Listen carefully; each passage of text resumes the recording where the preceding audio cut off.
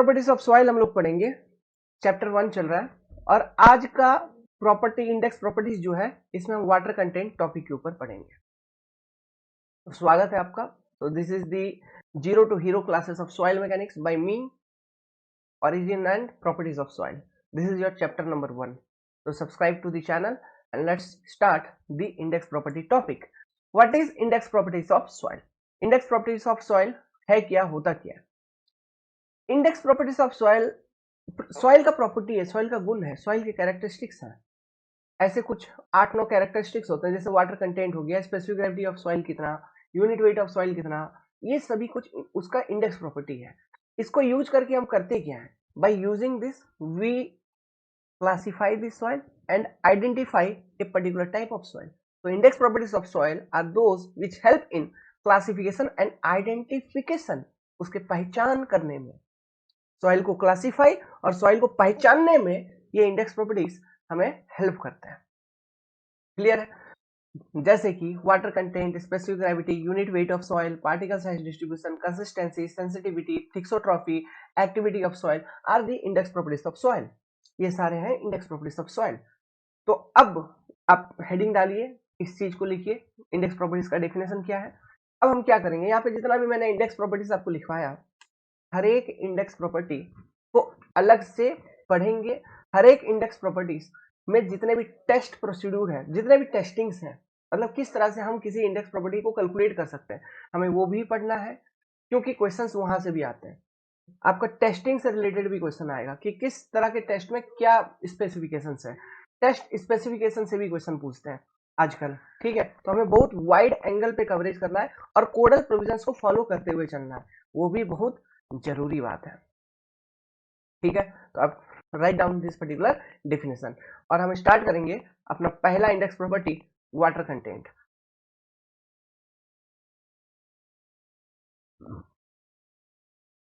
तो water content क्या होता है आपको मालूम है?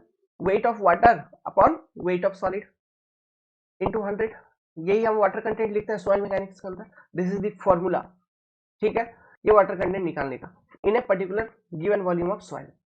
ये in a given volume of soil चल रहा है। उस सॉइल में कुछ सॉलिड का पोर्शन है और कुछ वाटर का पोर्शन है, तो ये रेशियो कितना है उस वॉल्यूम ऑफ सॉइल में, तो वही होता है उस सॉइल का वाटर कंटेंट। क्लियर है? ये एक इंडेक्स प्रॉपर्टीज है। तो वाटर कंटेंट को हम निकालेंगे कैसे? Method to determine water content of soil. यहीं से आपका क्वेश्चन चालू हो गया। सबसे पहला क्वेश्चन, ये जो 7 मेथड मैंने लिखवाया है, इनमें से कोई एक मेथड दूंगा और 4 और 3 ऑप्शन कोई अनसर्ट दे दूंगा और पूछूंगा which one is the method to calculate the water content।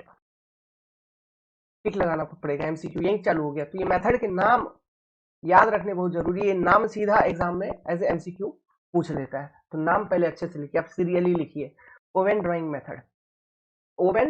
Method, sand bath method, alcohol method, calcium carbide method. Bracket में ये जो कैल्शियम कार्बाइड मेथड है, इसी को हम रैपिड मॉइस्चर टेस्टर मेथड भी बोलते हैं, ठीक है। क्यों बोलते हैं, क्या बोलते हैं, सब दिखाएंगे, नॉट टू वरी। मैंने ये सब काम फील्ड में कर रखा है, अच्छे तरीके से कर रखा है, ओके।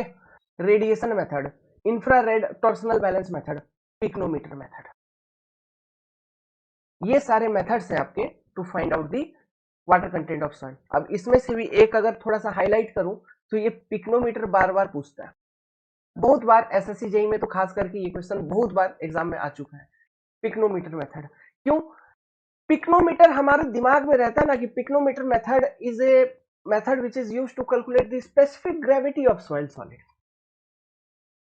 क्या? Specific gravity of soil solid. लेकिन वाटर कंटेंट भी निकाला जा सकता है बाय यूजिंग द पिक्नोमीटर, अगर उस सॉइल सॉलिड का, उस सॉइल का, उसमें जो वो जो सॉइल है, उसमें जो सॉलिड है, उसका स्पेसिफिक ग्रेविटी अगर मालूम हो हमें, तो we can also find the water content of soil by using the same pycnometer technique. Clear है? सो पिक्नोमीटर मेथड ये पूछता है, बहुत बार पूछा है। ऐसे सभी कोई भी मेथड का नाम पूछ सकता है, लेकिन ये पिक्नोमीटर स्पेशली मैं 6-7 क्वेश्चन देख चुका हूं जो पूछे गए। कोड नेम, देखिए ये पॉइंट एक नया मैंने ऐड किया, ये आपको कोई नहीं बताएगा। आप जितने भी यहाँ पे ऑनलाइन प्लेटफॉर्म पे जो भी क्लासेस आप देखोगे, कोई नहीं बताता। जो कोड हम यूज करते हैं फॉर टेस्टिंग, मतलब ये इंडेक्स प्रॉपर्टी वगैरह निकालने के लिए सॉइल का, वो है इंडियन स्टैंडर्ड 2720 पार्ट 2 1973। ये वो कोड है। ऐप के ऊपर मैं इस कोड को भी अपलोड कर दूंगा आपके इस क्लास के अंदर, ठीक है। ये कोड बुक भी मैं अपलोड कर दूंगा, तो आप अपने रेफरेंस के लिए उस कोड को डाउनलोड करके भी पढ़ाई कर सकते हो, जो कि जरूरत नहीं है क्योंकि हम कोड को फॉलो करते हुए ही सारा डिटेल्स प्लस जो भी पॉसिबल लॉजिक्स एडिशनल है वो हम यहाँ पे डिस्कस करते हुए चलेंगे। क्लियर है? ओके। अब हम एक एक करके मेथड को समझेंगे, ठीक है। मेरा बात ध्यान से सुनिएगा, अच्छे से सुनिएगा, इंपॉर्टेंट है यही पढ़ाई। ओवन ड्राइंग मेथड, यहाँ जो नाम लिखा हुआ है मेथड का वहीं से क्लियर है। सबसे पहले ये मेथड ना लेबोरेटरी में परफॉर्म किया जाता है। It is a lab technique, lab method. इस मेथड को यूज करके, लैब मेथड है, this is standard method to calculate the water content of soil. Standard method है, लेबोरेटरी मेथड है। इस मेथड को यूज करके जब आप वाटर कंटेंट ऑफ सॉइल निकालते हैं, वो उसकी जो एक्यूरेसी है वो काफी अच्छी होती है। मोस्ट एक्यूरेट मेथड है ये वाला ओवन ड्राइंग मेथड। तो यहां से एक क्वेश्चन ऐसे ही बन गया, जो मैंने बोला कि बहुत सारे मेथड का नाम देंगे, which one of the method is the most accurate method to find out the water content of soil. तो ओवन ड्राइंग मेथड वहां पे ऑप्शंस में होगा, तो आपको टिक लगा देना है। समझ रहे हैं? इस तरह से बहुत सारे क्वेश्चंस बनेंगे। तो वो तो मैं अभी आपको पूरा मेथड का प्रोसीड्यूर लिखवाऊंगा कि कैसे कैसे हम करते हैं, लेकिन उससे पहले एक बेसिक चीज समझ लीजिए। हमको निकालना क्या है? हमको एक पर्टिकुलर वॉल्यूम ऑफ सॉइल है, ठीक है। इस सॉइल मास में सॉइल सॉलिड होगा, बाकी जो वाइड स्पेसेस है उस वाइड स्पेस में वाटर हो सकता है और एयर हो सकता है, ठीक है। वाटर और एयर कुछ भी हो सकता है। तो इस पर्टिकुलर वॉल्यूम ऑफ सॉइल मास में जो वेट ऑफ सॉलिड है और जो वेट ऑफ वाटर है, इसका रेशियो हमको निकालना है इनटू 100 करके, है ना। तो आपको वाटर कंटेंट ऑफ सॉइल मिल जाता है। समझ गए बात को? इतना ही करना है। मतलब आप समझिए अप्रोच क्या, प्लान क्या होना चाहिए। प्लान ये होना चाहिए कि आपको निकालना है वेट ऑफ सॉइल सॉलिड अलग से इस पर्टिकुलर वॉल्यूम ऑफ सॉइल का, प्लस वेट ऑफ वाटर अलग से इस पर्टिकुलर वॉल्यूम ऑफ सॉइल का। समझ गए? अब सुनो प्लान मेरा। मान लो एक कोई मॉइस्ट सॉइल, गीला मिट्टी, मॉइस्ट सॉइल या वेट सॉइल जो भी है जिसमें पानी है, ऐसा मिट्टी जिसमें पानी है, वो मिट्टी में लेके आया और उसका मैंने वजन निकाल लिया W1। इसका वजन निकाल लिया मैंने, इसको वेट कर लिया। इस W1 में soil plus water, soil plus water दोनों का वेट जाएगा कि नहीं जाएगा? दोनों का वेट आपका मेजर हो गया इस W1 वेट में। अब मैं क्या करूंगा, इसी सॉइल को लेके जितना सॉइल कंटेंट है वो सारा का सारा सॉइल कंटेंट को लेके ओवन होता है लेबोरेटरी वगैरह में, आप कॉलेज में अगर जब भी पढ़े होंगे तो अपने लैब में ओवन देखे होंगे। एक ट्रे में रखूंगा इसी मिट्टी को और इस ओवन में डाल दूंगा और उस ओवन का टेम्परेचर हम फिट कर देंगे। वो जो टेम्परेचर रेंज होती है वो temperature range generally 110 degree plus minus 5 degree Celsius होती है नॉर्मल जनरल सॉइल्स के लिए, ठीक है। मैं अभी लिखवाऊंगा तो चीजें और लिखवाऊंगा, और कुछ अलग डिफरेंट होती है। जैसे ऑर्गेनिक कंटेंट अगर सॉइल में होता है तो उसके लिए अलग प्रोविजन है, अगर जिप्सम कंटेंट सॉइल में होता है तो उसके लिए अलग प्रोविजन है। प्लस ये टेम्परेचर रेंज ही हमको क्यों मेंटेन करना है, इसके लिए भी एक लॉजिक है, सारा कुछ हम बताएंगे। बट अभी समझिए कि एक पर्टिकुलर टेम्परेचर रेंज है, इस पर्टिकुलर टेम्परेचर रेंज पे हम ओवन को सेट कर दिए, लगभग 24 घंटा तक हम अलाउ करते हैं। यही पर्टिकुलर टेम्परेचर पे इस मिट्टी को इस ट्रे में ओवन के अंदर 24 घंटा के लिए छोड़ देते हैं। उसके बाद इसको निकाला, फिर इसका वेट निकाल लिया, W2 वेट। अब ये W2 वेट में किसका वजन आपको दिखाएगा, मेरे को ये बताओ। इस W2 वेट में केवल, अभी लिखना नहीं है, जो लिखना है मैं आपको लिखने के लिए बोलूंगा, अभी बस समझा रहा हूं।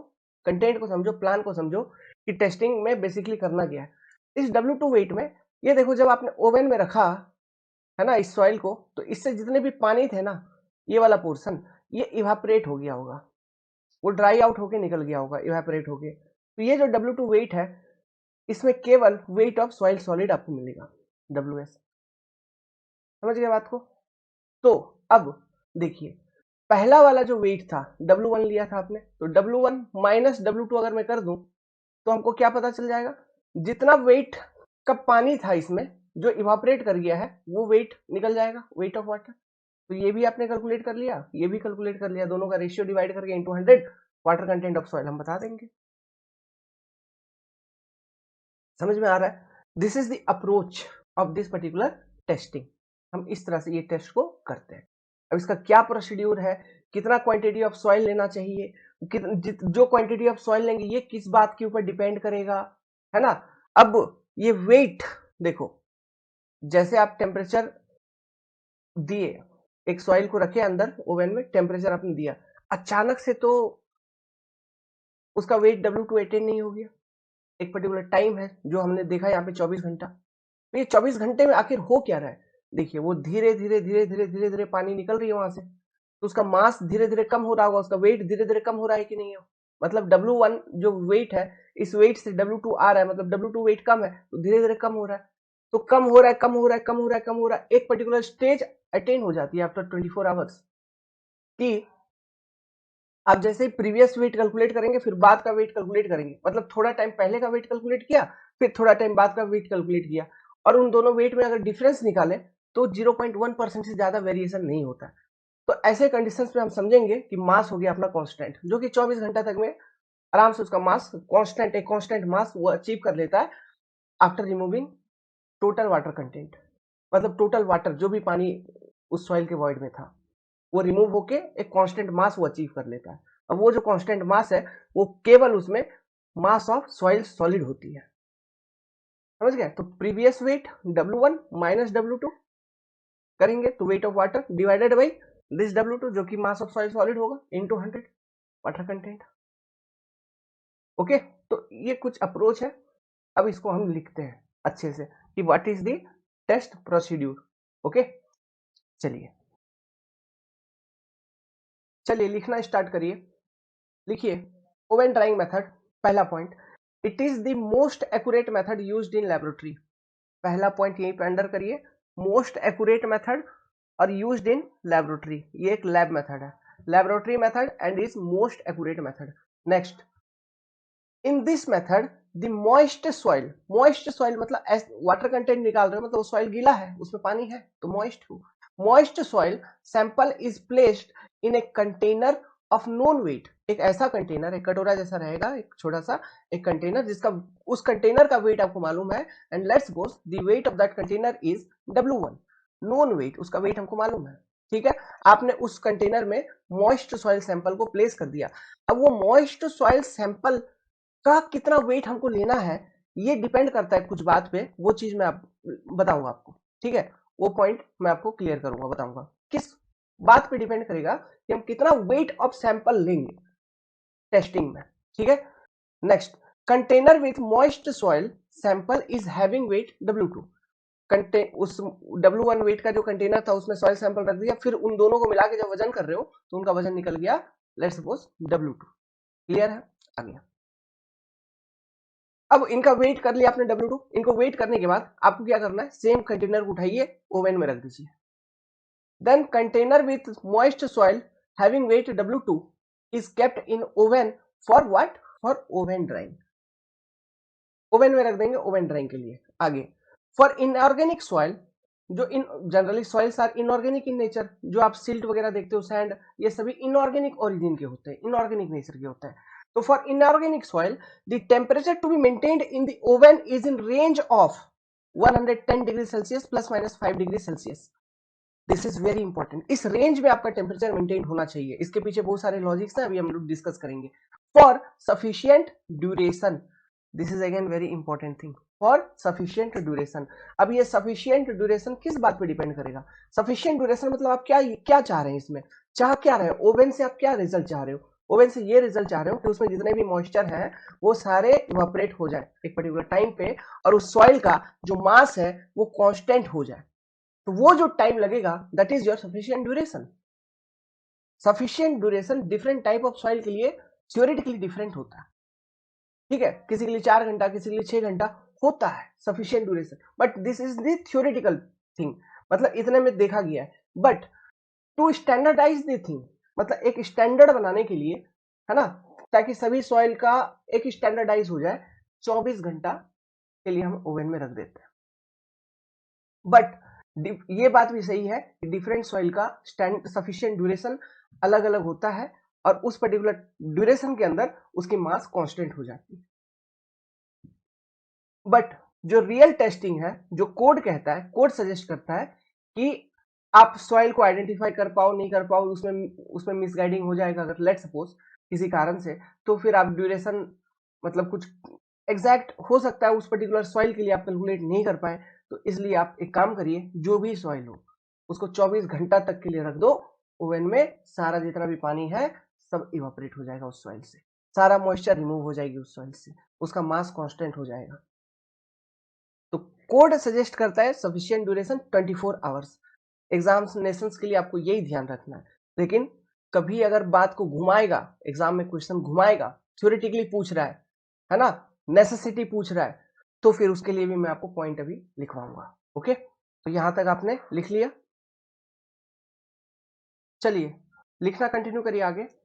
सफिशिएंट ड्यूरेशन का आइडिया दे रहा हूं। Sufficient duration for sand is 4 hour, for silt and clay, sand के लिए 4 घंटा sufficient duration, silt and clay के लिए ये पाया गया है कि जो सफिशिएंट ड्यूरेशन है वो 12 से 16 घंटा।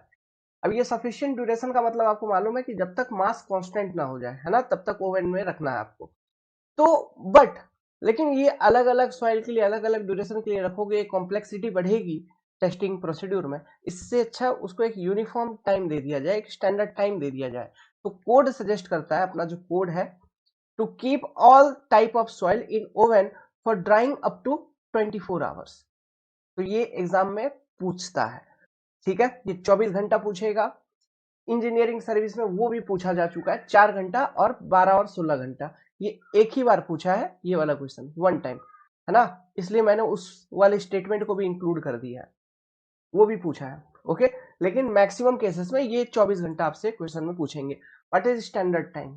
तो ये 24 घंटा standard time according to code, this is your standard time code के अनुसार, ठीक है। अब ये जो 7th नंबर पॉइंट है, ये पॉइंट आपको कोई नहीं पढ़ाएगा, और लेकिन हम पढ़ाएंगे, हम बताएंगे, है ना। लिखिए ये पॉइंट क्या है। Quantity of soil sample to be taken for test depend upon following factor, कि कितना सॉइल सैंपल हमको लेना है टेस्टिंग में, ये किन बातों पे डिपेंड करेगा। इससे भी रिलेटेड एमसीक्यू पूछा जा सकता है, अभी तक पूछा नहीं है लेकिन दे कैन आस्क। ओके, तो आप इस बात को भी लिखिए। हो सकता है इसमें कुछ पॉइंट आपको अभी समझ में नहीं आएंगे, लेकिन धीरे धीरे आपको समझ में आएंगे। ग्रेडेशन ऑफ सॉइल, सॉइल का ग्रेड क्या है, ग्रेडेशन मतलब वेल ग्रेडेड सॉइल है या पुअरली ग्रेडेड सॉइल है या यूनिफॉर्मली ग्रेडेड सॉइल है, ये आगे समझ में आएगी आपको, है ना। तो ग्रेडेशन ऑफ सॉइल के ऊपर डिपेंड करता है। मैक्सिमम साइज ऑफ पार्टिकल कितना है, सॉइल सॉलिड का मैक्सिमम साइज कितना है, साइज, है ना, कितना बड़ा दाना है इसके ऊपर, मतलब इतना बड़ा है या इतना बड़ा, मतलब 2 mm है, 1 mm, क्या है, क्या है, कितना, what is the size of particle, उसके ऊपर डिपेंड करेगा, ठीक है, उसके ऊपर। प्लस डिग्री ऑफ वेटनेस, मतलब कितना पानी, आप डिग्री ऑफ वेटनेस कह लो या डिग्री ऑफ सैचुरेशन जो आपने पढ़ा है वो वाला चीज, इसके ऊपर डिपेंड करेगा कितना डिग्री मॉइस्ट है, कितना गीला है। तो ये 3 चीजों के ऊपर बेसिकली आपका डिपेंड करता है कि कितना क्वांटिटी ऑफ सैंपल आपको कंसिडर करना है, और इससे रिलेटेड बकायदा कोड में एक टेबल दिया हुआ है।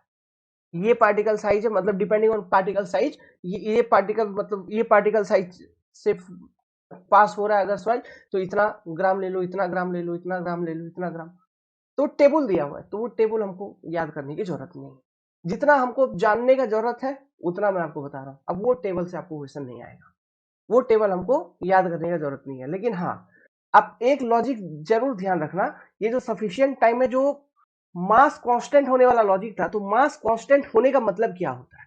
मास कांस्टेंट होने का मतलब ये होता है कि अभी एक मास हमने कैलकुलेट किया और थोड़ा टाइम के बाद मास कैलकुलेट किया, है ना। अब इन दोनों मासेस में डिफरेंस, कुछ ना कुछ इवापोरेशन चल रहा है, पानी का इवापोरेशन चल रहा है, तो कुछ ना कुछ मास कम होगा। तो 0.1% से ज्यादा वेरिएशन इन दोनों मासेस में नहीं होना चाहिए। अगर वेरिएशन इसके अंदर है 0.1% के अंदर, मतलब आप समझ जाइए कि मास इज कांस्टेंट। तो अप टू कांस्टेंट मास हमको ओवन में रखना है, ये कोड कहता है, और वो है सफिशिएंट ड्यूरेशन, ठीक है, वो लॉजिक था, लेकिन उसको जनरलाइज कर दिया गया कि आप 24 घंटे तक रख दीजिए। तो वो कांस्टेंट मास अटेन होने का सिग्निफिकेंस क्या है, लॉजिक क्या है, हो सकता है किसी एग्जाम में वो भी पूछ ले, कितना परसेंट वेरिएशन। 0.1, है ना। वो कुछ बातें अलग से भी याद रखनी पड़ती है, तो ध्यान रखना, सब चीज बता रहा हूं। आगे ये नोट एकदम इंपॉर्टेंट नोट बन जाएगा मेरे लिए एग्जाम्स में। ये अभी आया नहीं है, लेकिन आजकल एग्जामिनेशन पैटर्न को देखते हुए ये चीज पूछा जा सकता है। अगर मिट्टी गीला होगा तो जो क्वांटिटी ऑफ स्पेसिमेन आपको चाहिए होगी फॉर टेस्टिंग वो ज्यादा चाहिए होगी। Dryer the soil more shall be quantity of specimen required for testing. तो ये था आपका पॉइंट नंबर 7। ध्यान रखना, ये ब्रांड न्यू पॉइंट थी जो कि हमने इंक्लूड किया है इस वाले सेशन में पढ़ाने में। आगे बात करते हैं point number 8। For organic soil temperature should not exceed 60 degree Celsius in order to avoid what, oxidation of organic content. Organic soil मतलब पीट वगैरह मैंने आपको बताया था। तो ऑर्गेनिक कंटेंट अगर सॉइल में है, ओके, ऑयल ग्रीस वगैरह कुछ अगर सॉइल में है, तो ऐसे सॉइल को ओवन के अंदर जो टेम्परेचर हमको मेंटेन करना है वो 60 डिग्री से ज्यादा नहीं। अगर 60 डिग्री से ज्यादा हम मेंटेन करेंगे तो जो ऑर्गेनिक कंटेंट है ना, वो सॉइल से फिर ऑक्सीडाइज हो जाएगा, वो रिमूव हो जाएगा वहां से। तो हमें सॉइल को नहीं छेड़ना, हमें बस यहाँ पे ऑब्जेक्टिव में रख गया है पानी, वाटर कंटेंट निकालना। हमें सॉइल को डिस्टर्ब नहीं करना, उसके उसका जो स्ट्रक्चर उसको हमको डिस्टर्ब नहीं करना है ना। इसलिए ऑर्गेनिक सॉइल के लिए ये टेम्परेचर रेंज यहाँ पे गिवन है, रिकमेंडेड है। तो एग्जाम में पूछा गया है, आपको ध्यान रखना है, बहुत बार ऑब्जेक्टिव पूछा गया है। आगे 9th number point, for soil having gypsum content. किस तरह का कंटेंट? कुछ सॉइल में जिप्सम कंटेंट भी होता है। जिप्सम मतलब होता है कैल्शियम सल्फेट, CaSO4 0.2H2O, इस तरह से हम लिखते हैं। ये जो 0.2H2O है, this is your water of crystallisation. Okay, क्यों? ये जो जिप्सम है, अपना जिप्सम का एक क्रिस्टल है, एक मॉलिक्यूल है, उसके साथ 2H2O का वाटर जुड़ा हुआ है। इसको हम वाटर ऑफ क्रिस्टलाइजेशन बोलते हैं केमिस्ट्री के लैंग्वेज में। तो अगर सॉइल में जिप्सम कंटेंट है तो उसमें इस तरह से वाटर ऑफ क्रिस्टलाइजेशन होगा। तो इस वाटर को भी हमें रिमूव नहीं करना है, क्योंकि वो सॉइल का वो कंपोजिशन है। तो सॉइल के कंपोजिशन को आपको नहीं छेड़ना है, हमें बस उसमें वाटर कंटेंट कितना। वाटर कंटेंट मतलब बेसिकली क्या है, मैंने आपको समझाया भी था। ये डिफरेंट सॉइल्स है, सॉइल पार्टिकल्स होंगे एक पर्टिकुलर वॉल्यूम में, इसमें वॉइड है। इन वॉइड्स में जो पानी भरा हुआ है, बेसिकली वो पानी को हमको फाइंड आउट करना, आइडेंटिफाई करना, और बाकी कुछ नहीं करना है। वो चीज होता है ना। तो हमको ये वाटर ऑफ क्रिस्टलाइजेशन से क्या मतलब है? ओके, तो उससे हमको कोई मतलब नहीं होना चाहिए। लेकिन होगा क्या, अगर मान लो जिप्सम कंटेंट है तो वाटर ऑफ क्रिस्टलाइजेशन होगा, और हाई टेम्परेचर आप मेंटेन कर दिया। हाई टेम्परेचर मतलब जो रिकमेंडेड टेम्परेचर मैंने आपको बताया 110 degree Celsius plus minus 5 degree Celsius, वो अगर मेंटेन कर दिए तो यहाँ उस उतना हाई टेम्परेचर पर भी ये वाटर ऑफ क्रिस्टलाइजेशन भी इवापोरेट हो जाएगा, जो कि नहीं चाहिए, जो कि जरूरत नहीं है। इसलिए ऐसे केसेस में जो टेम्परेचर आपको मेंटेन करना है वो 80 डिग्री से आप पार होने नहीं दोगे। ध्यान रखने वाली पॉइंट है, एग्जाम में पूछा गया है। तो for soil having high gypsum content, that is calcium sulphate, okay, temperature should be limited to 80 degree Celsius to avoid loss of water of crystallisation. To avoid what? Loss of water of crystallisation which is not part of what? Soil moisture. मैंने जैसे अभी बोला कि हमें oven drying method से या फिर water content जो हम निकालते हैं, इसमें हम सॉइल मॉइस्चर हम फाइंड आउट करने का कोशिश करते हैं। अब ये सॉइल मॉइस्चर क्या है, हम इसके रिगार्डिंग एक अलग से चैप्टर ही है, जो कि मैं इस सॉइल मैकेनिक्स में भी बताऊंगा, इरिगेशन इंजीनियरिंग में मैंने पढ़ा रखा है, एनवायरमेंट इंजीनियरिंग में भी पढ़ा रखा है। हर जगह ये कंटेंट कूट कूट के ये सॉइल मॉइस्चर क्या है मैंने समझा रखा है आपको। यहां पर भी इस वाले सेशन में सॉइल मैकेनिक्स में भी आगे चल के मैं आपको सॉइल मॉइस्चर के बारे में समझाऊंगा।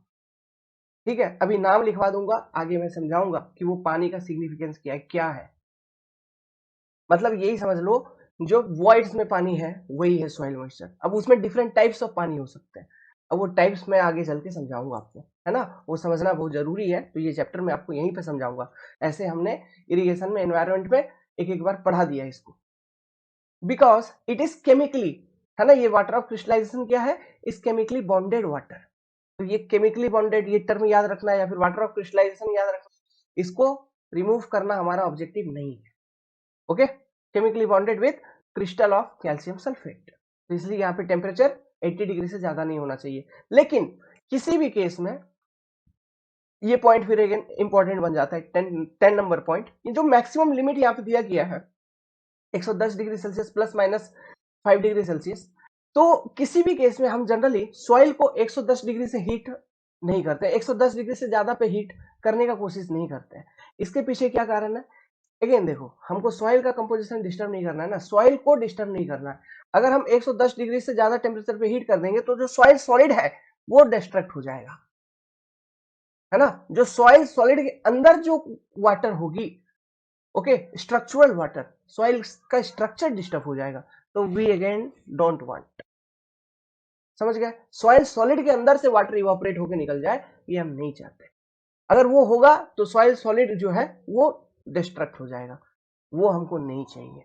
इसलिए हम किसी भी केस में किसी भी सॉइल को 110 डिग्री से ज्यादा पे हीट नहीं करते।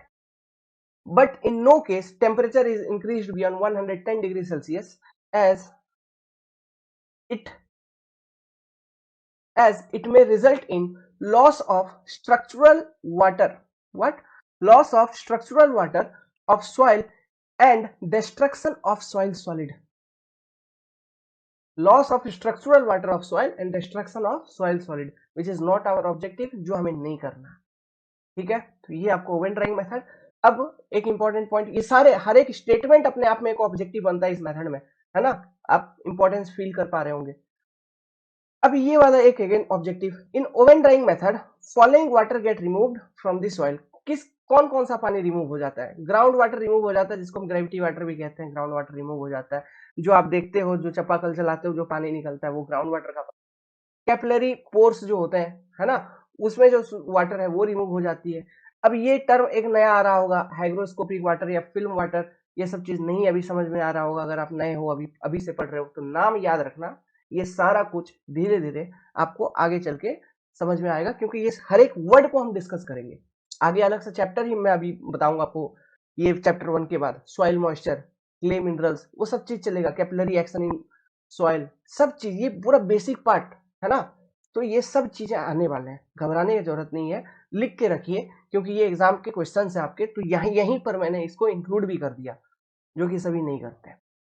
और सभी का छोड़ो यार। तो hygroscopic water, film water are get remove. Exception, कौन से वाटर को हमको रिमूव नहीं करना है, वाटर ऑफ क्रिस्टलाइजेशन रिमूव नहीं करना है, पहला ध्यान रखना।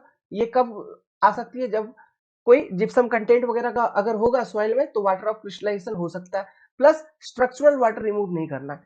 वाटर ऑफ क्रिस्टलाइजेशन को रिमूव नहीं करने के लिए temperature should be less than 80 degree Celsius, ठीक है। और स्ट्रक्चरल वाटर को रिमूव नहीं करने के लिए temperature should be less than 110 degree Celsius, इससे बियॉन्ड हीट करने का हम कोशिश नहीं करेंगे। एग्जाम में ये 110 degree Celsius, 80 degree Celsius, 60 degree Celsius, वो तीनों पूछा जा सकता है, तीनों का सिग्निफिकेंस मालूम।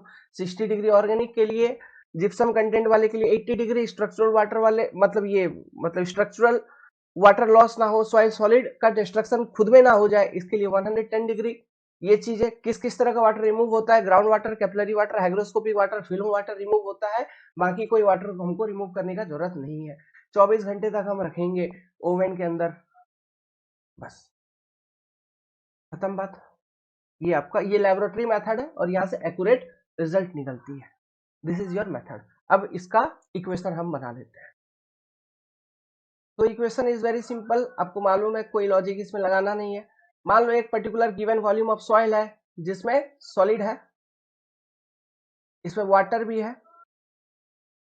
ठीक है। तो हमको वाटर कंटेंट निकालना है, मतलब इस गिवन वॉल्यूम ऑफ सॉइल में से इसका वेट ऑफ वाटर क्या है, और इसी गिवन वॉल्यूम ऑफ सॉइल में से ये वेट ऑफ सॉलिड इसमें क्या है, ये निकालना होगा। तो हम वाटर कंटेंट कैसे निकाल लेंगे, wait of water upon weight of soil solid into 100, इस तरह से हम वाटर कंटेंट निकाल लेंगे, ठीक है। तो ये एक मॉइस्ट सॉइल सैंपल है, this is your moist soil sample. तो हम क्या करते हैं, सबसे पहले पहला स्टेप मेरा क्या होता है, जब लेबोरेटरी में जाता है, इस मॉइस्ट सॉइल सैंपल का कोई एक पर्टिकुलर वेट लेते हैं, उसको हम, एक कंटेनर होता है हमारे पास, एक मान लो ये कंटेनर है, और इस कंटेनर का वेट कितना है, इस कंटेनर का जो सेल्फ वेट है, इसका सेल्फ वेट है आपका W1, इसका सेल्फ वेट है आपका W1, ठीक है। एक केजी, ग्राम, कुछ भी हो सकता है, जो भी यूनिट है एक यूनिट मेंटेन करेंगे। अब इस कंटेनर में जिसका वेट था W1, उसमें हमने मॉइस्ट सॉइल सैंपल को भर दिया, ठीक है, जो भी हमको क्वांटिटी की जरूरत थी वो क्वांटिटी में हमने इसमें सॉइल सैंपल फिल कर दिया। फिल करने के बाद इन दोनों का वेट, कंबाइंड वेट हमने मेजर किया और वो कंबाइंड वेट कितना है, वो कंबाइंड वेट निकल के आ रहा है मेरा W2, जिसमें W1 भी है ना। तो ये कंबाइंड वेट है W2 और ये जो सैंपल है ये मॉइस्ट सॉइल सैंपल है, मॉइस्ट सॉइल सैंपल। ओके, इसी तरह से डायग्रामेटिकली आप लिखते चलिए। ओके, तो रिप्रेजेंटेशन अच्छा होगा। अब उसके आगे ये बना लो। इतना करने के बाद आपको इसको क्या करना है, इसको हमें रखना है ओवन के अंदर, ओवन ड्राइंग। इसको हमको किसमें देना है, ओवन ड्राइंग। तो ये मेरा ओवन यहाँ पे बना दिया मैंने, है ना। ये मेरा ओवन है, इसमें ये ओवन का रैक हो गया, इसमें ये डायग्राम बना लो अंदर, ठीक है। वो कंटेनर के साथ उस सॉइल हमने यहाँ पे रख दिया है, ठीक है। अब ये ओवन ड्राइंग के लिए रख रहे हैं, तो यहाँ पे जो टेम्परेचर है यहीं पे लिखो, टेम्परेचर। टेम्परेचर पहला, generally for all soil 110 degree Celsius plus minus 5 degree Celsius, इस रेंज में होना चाहिए। दूसरा, ऑर्गेनिक सॉइल अगर है तो शुड नॉट बी, ओ के लिए या फिर ORG लिख लो, है ना, शॉर्टकट में, ताकि आपको ध्यान रहे यहाँ पर डायग्राम में। अगर ऑर्गेनिक सॉइल है तो should not be greater than 60 degree Celsius, ठीक है। तीसरा, अगर इसमें जिप्सम कंटेंट वगैरह है, ओके, तो जिप्सम अगर है तो temperature should not be greater than 80 degree Celsius. और ये ओवन ड्राइंग में हम कितना घंटे के लिए रखेंगे, ये चीज आप लिख लो यहाँ पे ब्रैकेट, 24 घंटे के लिए रखेंगे ओवन ड्राइंग में। तो आफ्टर 24 आवर्स क्या हो रहा है, तो आफ्टर 24 आवर्स आप उस सॉइल को निकालेंगे। After oven drawing, after oven drawing जो वेट है, ठीक है, वेट इज योर W3। तो ये जो W3 वेट आपको आफ्टर ओवन ड्राइंग मिल रहा है, तो इस W3 वेट में भी W1 कंटेनर का वेट है पहले से, है ना। तो ये आपने कैलकुलेट कर लिया। अब इसके बाद तो वाटर कंटेंट कैसे निकालोगे, तो वाटर कंटेंट इज व्हाट, सबसे पहले हमको वेट ऑफ वाटर चाहिए, तो वेट ऑफ वाटर हम कैसे निकालेंगे, हम वेट ऑफ वाटर को निकालने के लिए सिंपली W2 माइनस W3 कर देंगे, this will be my weight of water. W2 minus W3 कर दिए तो वेट ऑफ वाटर निकल जाएगा, डिवाइडेड बाई, हम यहाँ पे क्या करेंगे, नीचे, नीचे हम लिखेंगे सीधा W3 माइनस W1 कर दूंगा मैं, वेट ऑफ एम्प्टी कंटेनर, तो ये वेट ऑफ सॉलिड होगा into 100। This is my water content formula, समझ गए बात को। ओके, अब यहाँ पे ऊपर में ये क्या है, ये आ गया आपका वेट ऑफ वाटर। आप इसको यहाँ पे ब्रैकेट में ऐसे भी लिख लो, this is your weight of water and this is your weight of solid. So like this we determine water content using oven drying method। तो इसको और एक ऐसे भी लिख लो, WW means weight of water, weight of water which is your W2 minus W3, ठीक है। और WS means weight of solid, weight of soil solid, soil solid which is your W3 minus W1, like this। इस तरह से आपने निकाला water content using oven drying method which is a laboratory method. तो heading डालिए next method, वहीं से copy में आगे बढ़ाऊंगे ना, सैंड बाथ मेथड। समझो पहले इसको, फिर मैं लिखवाऊंगा। ये एक तरह का फील्ड मेथड है, समझ, ठीक है, अभी लिखने की जरूरत नहीं है, पहले समझ लो, मैं लिखवाऊंगा। डायग्राम बना रहा हूं, बस वो डायग्राम को बनाना। सैंड बाथ क्या होता है, मतलब एक कटोरा होता है, एक कटोरा है बेसिकली, समझो कि ये एक कटोरा है, ठीक है। ये एक कटोरा रहता है इस तरफ, इसी को हम बोलते हैं सैंड बाथ। जैसे बाथ टब नहीं होता है जिसमें हम पानी डालते हैं, उसी तरह से ये सैंड बाथ है, मतलब इसमें हम बालू डालेंगे। क्या डालेंगे, सैंड डालेंगे, इसमें हम भर देंगे सैंड, इसमें हम सैंड भर देते हैं। समझ गए बात को? सैंड बाथ के अंदर क्या भरा जाता है? सैंड को भरा जाता है। जो height of filling of sand होती है ना, height of filling of sand वो 3 सेंटीमीटर प्लस होती है। एक रफ आइडिया आपको मैंने बता दिया। देखो, तो ये चीज है सैंड बाथ। तो सैंड बाथ को यूज करके हमको वाटर कंटेंट डिटरमाइन करना है। ये एक तरह का फील्ड मेथड है। तो फील्ड में हम करते क्या है, हमको वाटर कंटेंट डिटरमाइन करना है, तो हम किसका डिटरमाइन करेंगे?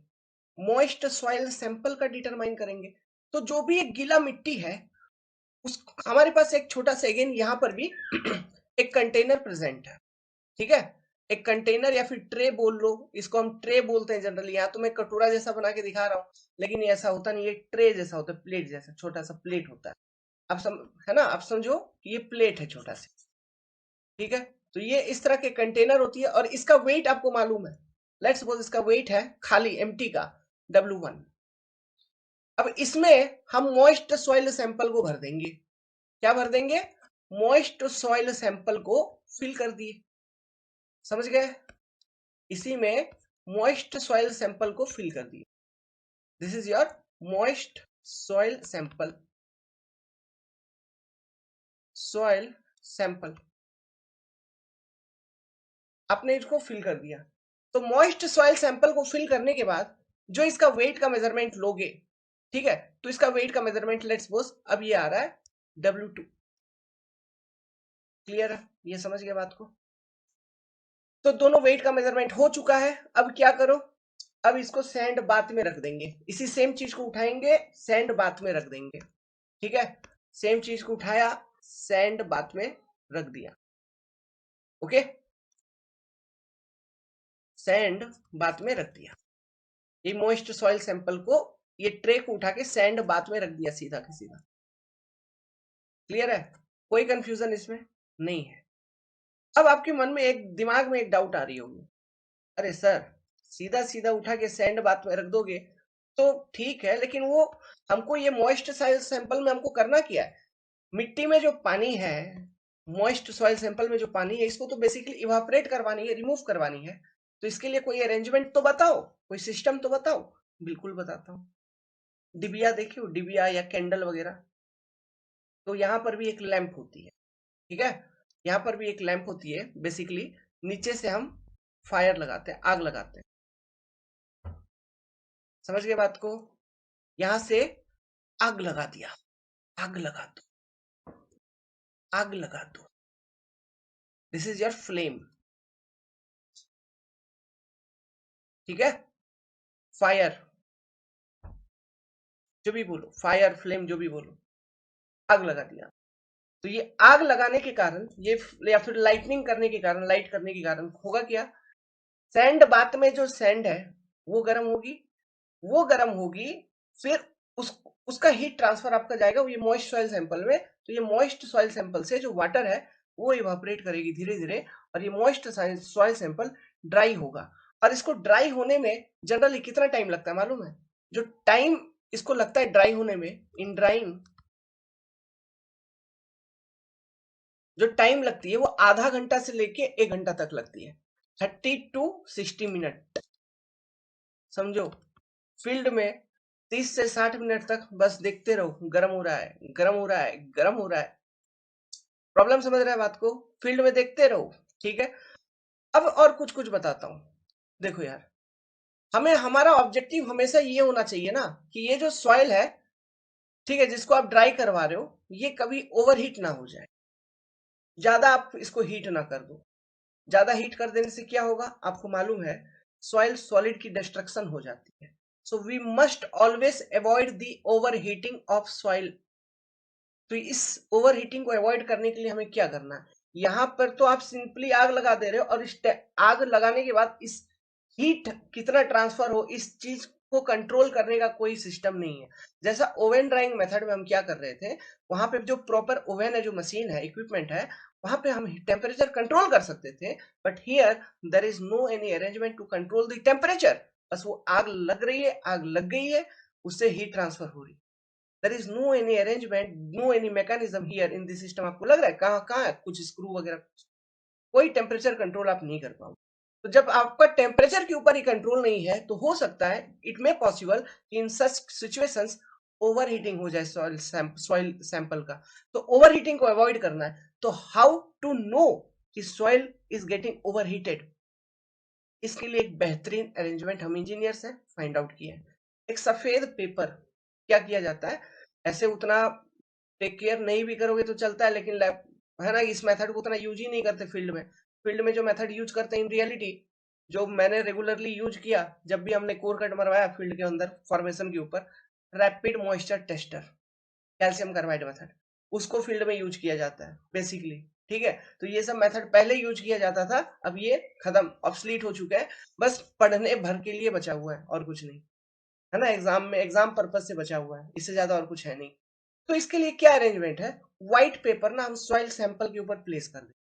व्हाइट पेपर प्लेस करने का लॉजिक क्या है, मान लो ओवर हीटिंग होगा तो ये जो पेपर व्हाइट पेपर है वो ब्राउन होने लगेगा, समझ गए।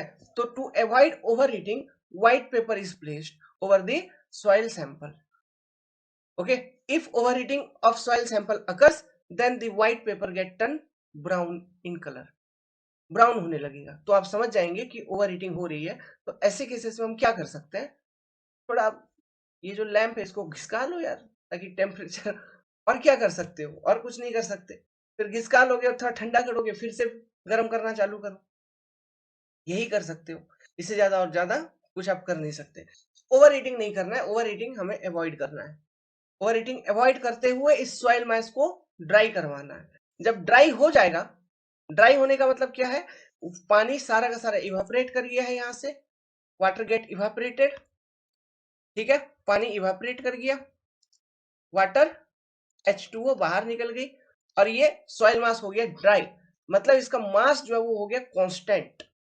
ठीक है, अब मास हो गया कांस्टेंट, बस ये। तो ये जनरली आपको ज्यादा सोचना नहीं है, 30 से 60 मिनट के बीच में, 45 मिनट 50 मिनट, ये सॉइल टू सॉइल डिपेंड करता है ना, ये बात भी है। लेकिन इस टाइम रेंज में इतना तक हीटिंग में जनरली उसका सारा का सारा पानी मैक्सिमम टू मैक्सिमम निकल जाता है उस सॉइल स्पेसिमेन से। और ग्राउंड पे जो फील्ड कंडीशंस में इस प्रोसेस के माध्यम से एक आपको एक rough idea of water content, क्योंकि यहां से एक्यूरेट रिजल्ट आपको नहीं निकलेगा, है ना, लेकिन एक basic range, basic level of water content, accurate नहीं लेकिन उसके करीब करीब का तो वैल्यू ये दे ही देता है ना। So this is a field method, rapid है, रैपिड क्योंकि आधा एक घंटा में हो ही जा रहा है, रैपिड है बट एक्यूरेट नहीं है। ओवन ड्राइंग मेथड देखो 24 घंटा लग रहा था ना, ओवन ड्राइंग मेथड में 24 घंटा तक ओवन में रखते थे ना सैंपल को। तो ये वो मेथड 24 घंटा ले रहा है, लेकिन ये 1 घंटे के अंदर रिजल्ट देगा आपको, विद इन 1 आवर का रिजल्ट है, बट एक्यूरेट नहीं है, एक्यूरेसी नहीं है। समझ गए बात को, पॉइंट लिखवाऊंगा, ठीक है, लेकिन बात को सुनो समझो। तो मान लो जब ड्राई हो गया आपका स्पेसिमेन, सॉइल सैंपल ड्राई हो गया, तो उसके बाद क्या करना है, उस कटोरे के बाहर निकालो, कटोरा मतलब ये जिसमें सॉइल सैंपल रखा है, ट्रे, उस ट्रे को बाहर निकालो। तो अगेन ट्रे को बाहर लेते आया भाई मैंने, ओके, ये देखो ट्रे को बाहर निकाला। ट्रे को बाहर निकालते ही तुरंत मेजरमेंट लोगे क्या, नहीं ले पाओगे ना, गर्म होगा बाबू, ठीक है। सॉइल उसमें गर्म थी, है ना, तो गर्म होगा, तो थोड़ा देर ठंडा होने दो। तो आफ्टर कूलिंग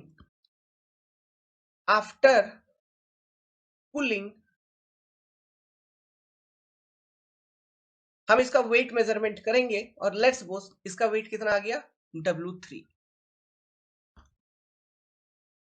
ये आ गया।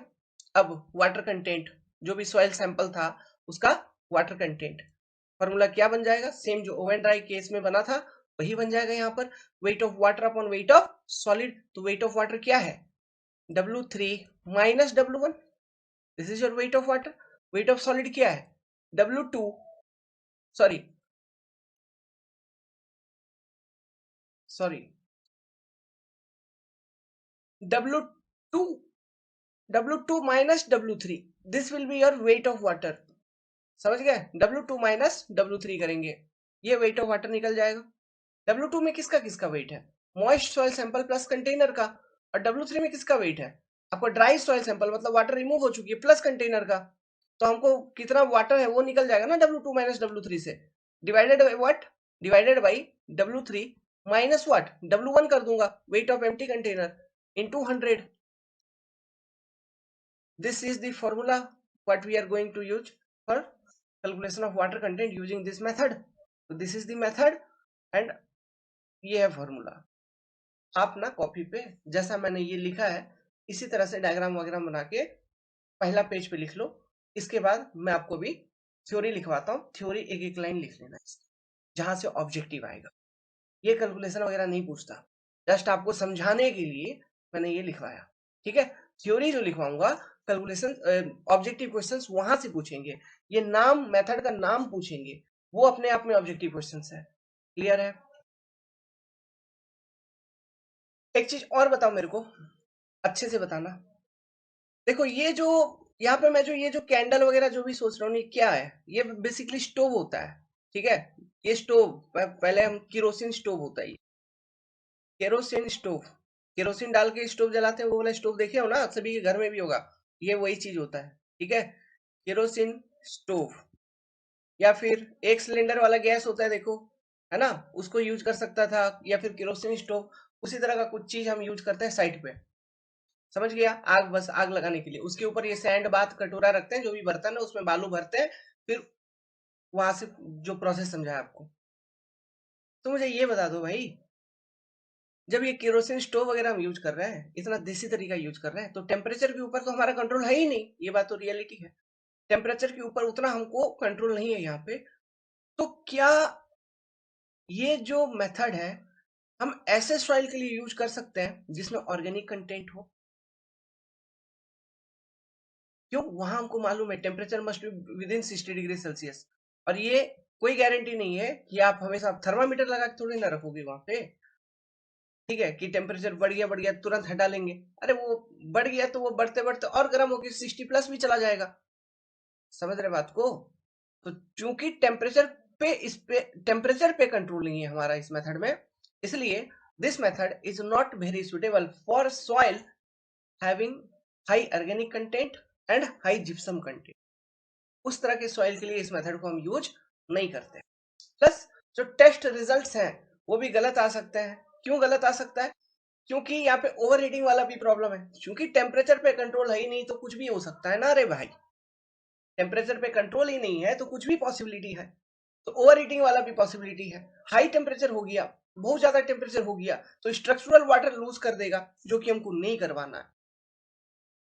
तो वो अगर लूज कर देगा तो हो सकता है जो डेटा मिले वो गलत मिल जाए. तो एक रफ एस्टिमेशन के लिए ये मेथड ठीक है, बट इसके रिजल्ट पे उतना आप रिलाई नहीं कर सकते. उम्मीद करता हूं ये मेथड पूरा आपने समझ लिया. अब आज आज के बाद से जिंदगी में फिर कभी ये दोबारा नहीं पढ़ोगे. समझ लिए हो, दिमाग में है, फीड है. बस थ्योरी अब जो हमने समझा है उसी को पॉइंट टू पॉइंट लिखेंगे, याद रहेगा. एग्जाम में वही सीधा सीधा आपको क्वेश्चन पूछा जाएगा. पहला point, it is a field method. इस मेथड को हम फील्ड में परफॉर्म करते हैं, तो it is a field method. दूसरा point, it is very rapid. 1 घंटे में दे रहा है रिजल्ट. रैपिड तो है बट नॉट एक्यूरेट. एक्यूरेसी नहीं है. Since there is no control over temperature, since there is no control over temperature, hence it is not suitable for organic soil and soil containing gypsum content. या फिर soil containing high शब्द भी यहां जोड़ दो, high gypsum content. soil containing high gypsum content. Next, result obtained from this method.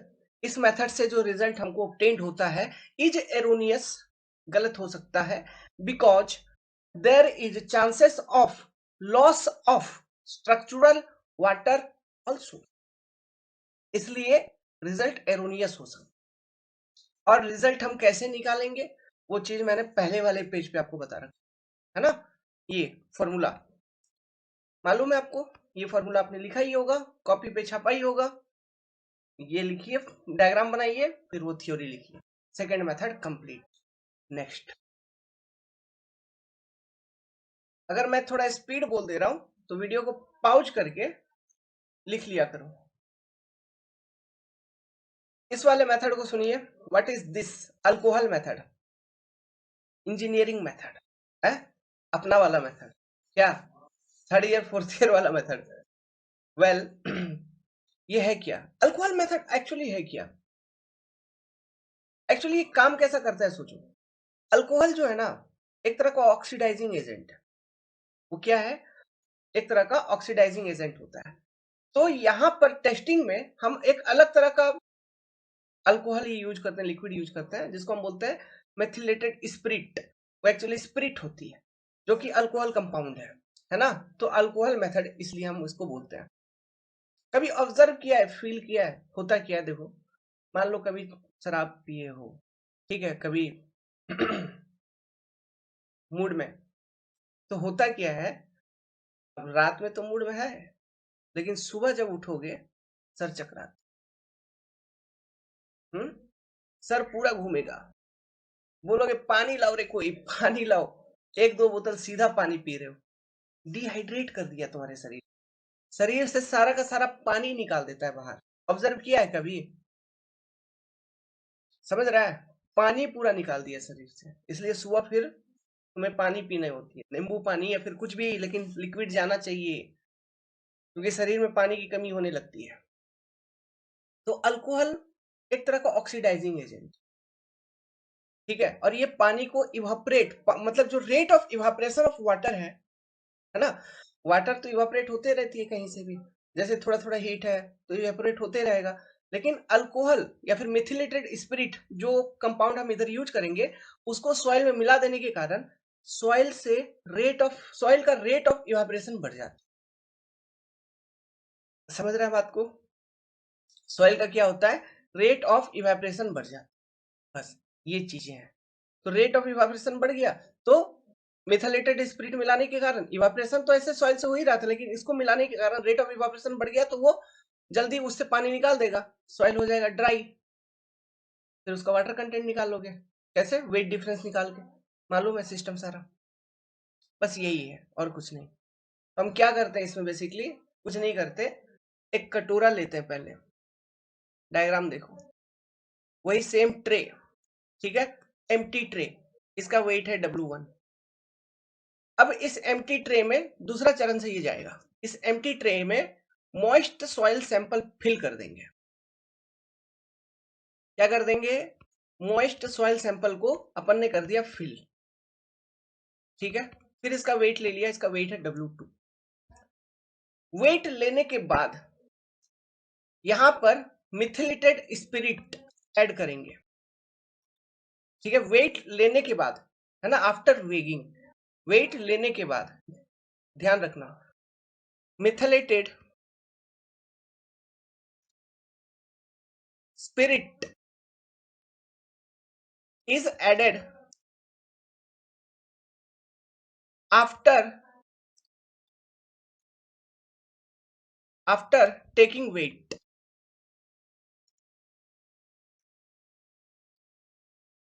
समझ गए?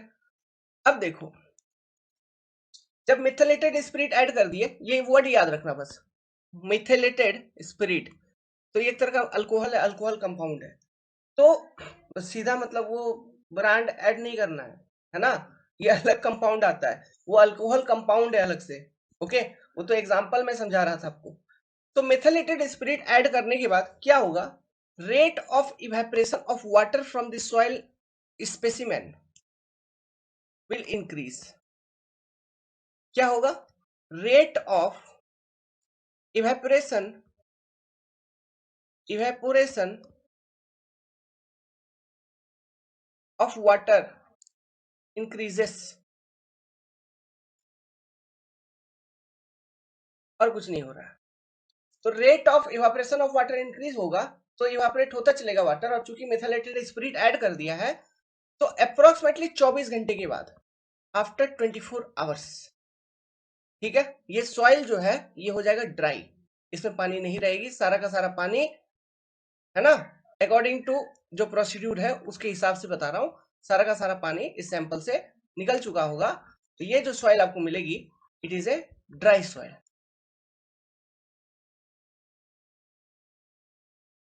तो इसमें लगभग 24 घंटे लगते हैं। ठीक है, तो ये ड्राई सॉइल का जो वेट है इसको मान लीजिए कि हमने ले लिया W3। तो अब निकालना इजी है। वाटर कंटेंट कैसे निकालोगे, सीधा मालूम है आपको। क्या करोगे, W2 minus W3 wait of water divided by W3 minus W1 into 100। Same formula यहां पर भी आ गया। नाउ इस मेथड में टाइमिंग कितना लगा, 24 घंटे तक का लगा। ये एक अप्रोच है।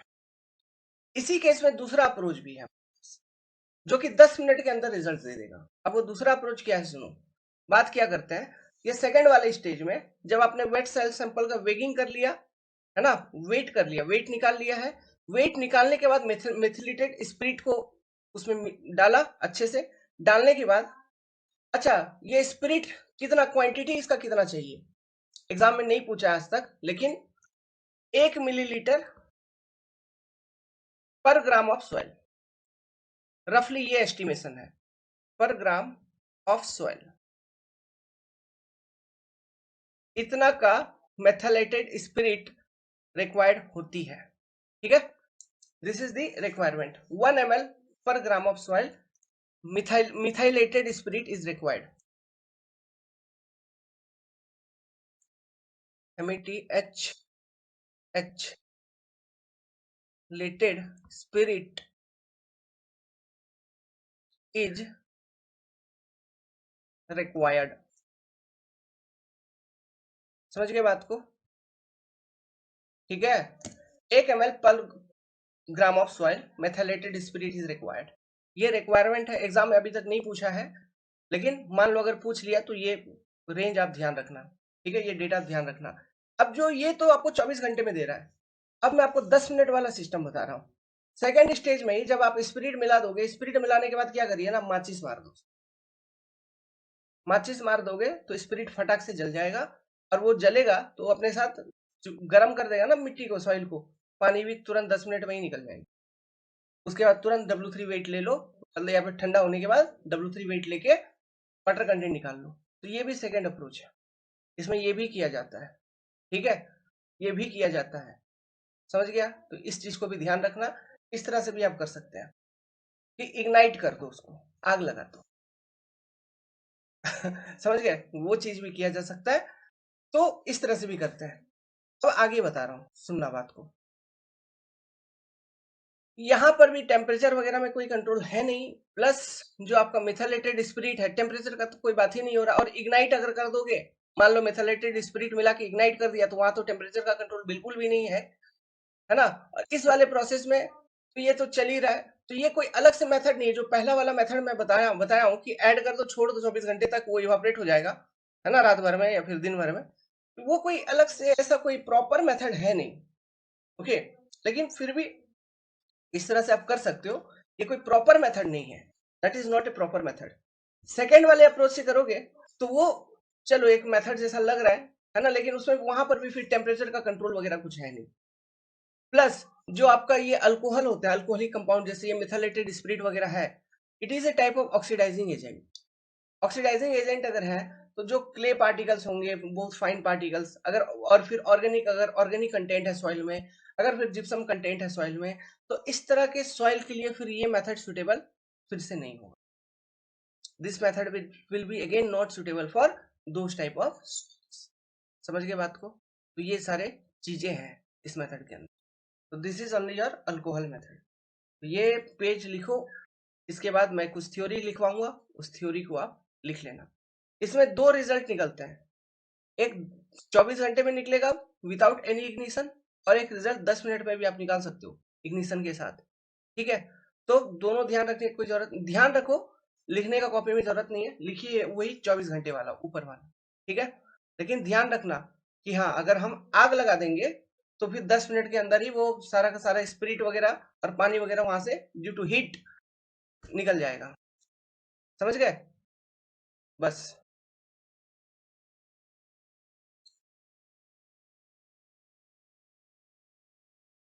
लिखो, थ्योरी लिखो। इन this method methylated spirit, bracket में अल्कोहल, पीने वाला नहीं, ठीक है, पाप है वो सब, गलत काम नहीं करने का। methylated spirit alcohol is added in soil sample to increase the rate of evaporation of water. Since methylated spirit is an oxidizing agent, therefore it may result in oxidation of organic compound and calcium compound present in soil, hence not suitable for soil containing such compound. Clear हो गया? आगे, using this method also we can get result in 10 minute. 10 minute वाला system क्या था मैंने आपको बता रखा है, इग्निशन कर दो मिथाइलेटेड स्पिरिट ऐड करने के बाद. ये जो 10 मिनट वाला कॉन्सेप्ट है ये डॉक्टर अरोरा बुक में है, ठीक है. वहां पर ये 10 मिनट वाला इग्निशन वाला मेथड उस किताब में मेंशन है, लिखा हुआ है प्रोसीड्यूर, ठीक है. तो वो अपने को जानने की जरूरत नहीं है, बस आप ये जानो, क्योंकि बस यहाँ पे एक ही डिफरेंस है, इग्नाइट कर दो. इग्नाइट करने के बाद फिर 10 मिनट के बाद जब इग्निशन कंप्लीट हो जाएगी, जल जाएगी सारा का सारा, स्पिरिट वगैरह आग वाग सब बुझ जाएगा, पानी भी निकल चुका होगा, ठंडा करो, वेट मेजर कर लो, वाटर कंटेंट निकाल लो. अगर इग्नाइट नहीं करना है तो ऐसे भी डाल के छोड़ दो, 24 घंटे में सारा का सारा इवापोरेशन कर दे. तो जो बेटर, इन दोनों में बेटर मेथड है, बेटर मेथड कहीं ना कहीं पहला वाला है, क्योंकि वहां पे हमको heat wheat over heating in सब चीजों का कोई झंझट रहेगा नहीं, है ना. तो उस चीज से तो हम सुनिश्चित हो ही जाएंगे, क्योंकि जो भी वाटर इवापोरेट होगी उसमें जो वाटर प्रेजेंट है सॉइल में वही इवापोरेट होगी, स्ट्रक्चरल वाटर वगैरह किसी भी तरह का डैमेज होगा नहीं. समझ गया बात को? ठीक है, लॉजिक क्लियर है. कभी कोई इंटरव्यू वगैरह में पूछ दे, so it is rapid but not accurate. Rapid तो है बट एक्यूरेट नहीं है. रैपिड इसलिए क्योंकि ये 10 मिनट में ये भी रिजल्ट देने की क्षमता रखता है, बट एक्यूरेट नहीं है, ये भी ध्यान रखना, ठीक है. तो इसी के साथ आपका ये मेथड खत्म, अल्कोहल मेथड. अब चलते हैं नेक्स्ट मेथड के ऊपर, which is your calcium carbide method. ये इंपॉर्टेंट मेथड है, इसको अच्छे से सुनो. अच्छा, इस मेथड को कहाँ परफॉर्म कर सकते हो? कहीं भी करो यार, क्या फर्क पड़ता है. अगर 24 घंटे वाले प्रोसेस में चलोगे तो 24 घंटा फील्ड पे तो खड़ा रहेगा नहीं ना, फील्ड पे खड़ा रहेगा नहीं, तो उसको लेबोरेटरी में करेगा, ठीक है. लेबोरेटरी में रखेगा, अपना रूम में रखेगा, लेबोरेटरी में रखेगा, जो भी क्वालिटी लैब होगा. मान लो अगर 10 मिनट में रिजल्ट चाहिए तो चल भाई फील्ड पे अप्लाई कर देते, तो वो इस केस में फील्ड पे अप्लाई कर लो 10 मिनट वाले केस में. तो फील्ड लेबोरेटरी दोनों जगह इस मेथड को इजीली परफॉर्म किया जा सकता, कोई दिक्कत इसमें नहीं है. समझ गया? क्योंकि दो अलग अलग अप्रोच यहाँ पे बनता है. ये चीज आपसे नहीं पूछेगा, लेकिन आइडिया के लिए हमको आइडिया होना चाहिए, है ना. बोलोगे मैंने ये मेथड किया है कि नहीं किया है, हमको जरूरत नहीं पड़ा, हम कभी नहीं किए. हम ओवन ड्राई मेथड और कैल्शियम कार्बाइड मेथड जो कि रेगुलरली कंस्ट्रक्शन साइट पे यूज होता है वही करते हैं. एक्यूरेट के लिए ओवन ड्राई, और रफ क्वालिटी चेक के लिए जब फॉर्मेशन वगैरह पे हो, रोड कंस्ट्रक्शन साइट पे या फिर रेलवे कंस्ट्रक्शन साइट पे, तो फिर मतलब for rough quality check, compaction, degree of compaction निकालनी होती है, तो उस समय सॉइल का वाटर कंटेंट निकालना पड़ता है आपने, ठीक है. तो उसमें फिर ये मॉइस्चर मीटर वाला जो अभी हम पढ़ेंगे, रैपिड मॉइस्चर टेस्टिंग या फिर मॉइस्चर मीटर, ये वाला कॉन्सेप्ट को यूज करके हम लोग निकाल लेते हैं वाटर कंटेंट. क्लियर है? ठीक है, ये सब बस थियोरिटिकल है, पढ़ना है. ओके, तो फोर्थ मेथड, हेडिंग डालिए calcium carbide method, CARBIDE, calcium carbide method, या फिर कैल्शियम कार्बाइड मतलब होता है CaC2 मेथड, या फिर मॉइस्चर मीटर मेथड, या फिर इसको कोई कोई रैपिड मॉइस्चर टेस्टर मेथड भी कहता है. तो इस तरह का नाम सब हो, कंफ्यूजन नहीं होना चाहिए, एक ही मेथड है. बताने के लिए आपको मैंने ये बताया. ये होता है पूरा का पूरा इंस्ट्रूमेंट का सेटअप. आप देखिए, अब ये सेटअप में मैं आपको समझाता हूँ, पहले चीजों को देख लो कौन सा क्या है. ये तो उसका बॉक्स है, डब्बा है ना. ये डब्बा लेके चलना पड़ता है अपने को, ये डब्बा लेके हम लोग जाएंगे, ठीक है, साइड पे. ये आपका moisture metre, this is your moisture metre, short में लिख रहा हूँ, समझ जाओ. ये आपका मॉइस्चर मीटर है. नाउ ये आपका वेगिंग है, मतलब यहाँ पे हम वेट करेंगे, ओके. वेट या फिर तराजू, है ना,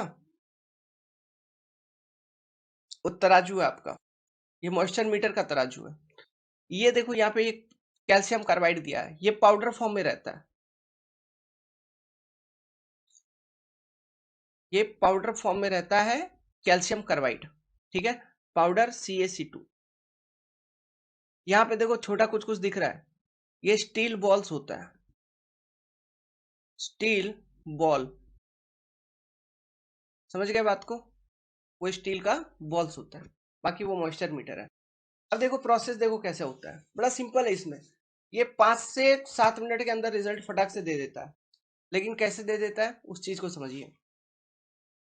गया फील्ड पे, मिट्टी लिया, जो भी गीला मिट्टी जिसका भी तुमको निकालना है मॉइस्चर कंटेंट, वो मिट्टी को लोगे, मिट्टी को लेने के बाद तराजू में रखेंगे, तराजू में देखो कटोरा जैसा बना है ना, इस कटोरे में मिट्टी को डाल के वेट करेंगे। वेट करने के लिए यहाँ पे ये जो पीछे जो ये जो वेट है, ये 6 ग्राम का होता है जनरली, है ना, तो उसको बैलेंस करेंगे, उसमें मिट्टी रखेंगे, वो बैलेंस हो जाएगा तो 6 ग्राम मेजर हो जाएगा, तो 6 ग्राम का मिट्टी डाल देंगे। ये जो मॉइस्चर मीटर दिख रहा है, इसका मैं एक लाइन डायग्राम बनाता हूं जो कि आपको कॉपी में बनाना है, ठीक है, इसी मॉइस्चर मीटर का मैं बना रहा हूं बगल से, ये इस तरह का कुछ मॉइस्चर मीटर है समझो, है ना। और यहाँ पे ऊपर एक तो गेज देख रहा है, एक कुछ गेज दिख रहा है, यहाँ पे कुछ स्पीडोमीटर टाइप का ऐसा कुछ दिख रहा है ना, स्पीडोमीटर नहीं है, प्रेशर मेजरमेंट गेज होता है वो, ठीक है।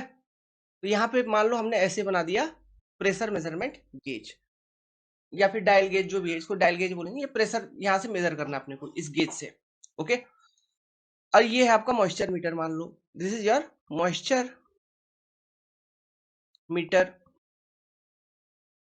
अब देखो इसमें क्या किया, जो भी वेट सॉइल सैंपल है उसका मेजरमेंट लिया, कितना ग्राम, 6 ग्राम का सॉइल सैंपल, तराजू में मेजर करके, कुछ नहीं करना है, सीधा इस मॉइस्चर मीटर में डाल दो, मॉइस्चर मीटर को ओपन करो, वो खोलोगे ना ऊपर से ढक्कन, वो ढक्कन खुल जाता है, ठीक है। उसमें फिर वो 6 ग्राम का सॉइल हम डाल देंगे मॉइस्चर मीटर में, और क्या डाल देंगे अपन लोग, और डाल देंगे, यहाँ पे एक चम्मच भी होता है, ठीक है, चम्मच होता है, बस 1 या 2 स्पून जैसा उसमें लिखा होगा, ठीक है, उस मॉइस्चर मीटर का एक जो डब्बा है उसका बॉक्स के ऊपर सब कुछ लिखा रहता है, कितना स्पून डालना है, जनरली 1 स्पून का काम मतलब हो जाता है अपना कैल्शियम कार्बाइड, 1 स्पून डाल दो, उसका जो चम्मच रहता है उसके चम्मच से 1 चम्मच कैल्शियम कार्बाइड का पाउडर उसमें डाल देंगे, स्टील बॉल को डाल देंगे, समझ गए।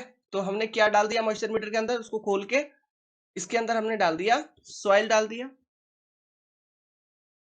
ठीक है, सॉइल डाल दिया, ये कितना ग्राम आ गया, 6 ग्राम, ये स्टैंडर्ड वेट है, इतना हमने डाल दिया, 6 ग्राम सॉइल डाल दिया, प्लस CaCO2, ठीक है। ये सॉइल में क्या है, ये सॉइल में ये गीला सॉइल है जिसका मॉइस्चर निकालना, इसमें पानी भी है ना, इस सॉइल में H2O है ना, इस सॉइल में पानी भी है, प्लस इसमें आपने CaC2 भी मिला दिया, कैल्शियम कार्बाइड भी मिला दिया, प्लस ये जो स्टील बॉल्स था, ठीक है, स्टील बॉल को कैसे दिखाऊं, ब्लैक में दिखा देता हूं, गोल गोल, ऐसा गोल, ऐसा गोल, ऐसा गोल, ये स्टील बॉल्स वो भी डाल दिए, स्टील बॉल भी डाल दिए, ठीक है, जितने भी स्टील बॉल थे सारे सारे स्टील बॉल भी आपने डाल दिया।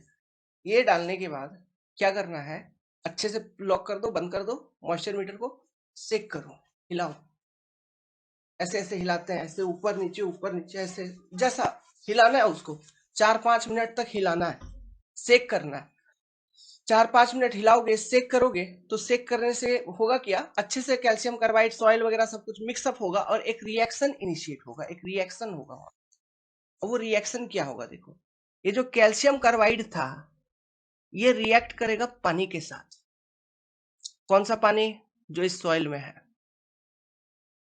और ये क्या प्रोड्यूस करेगा, C2H2 प्रोड्यूस करेगा,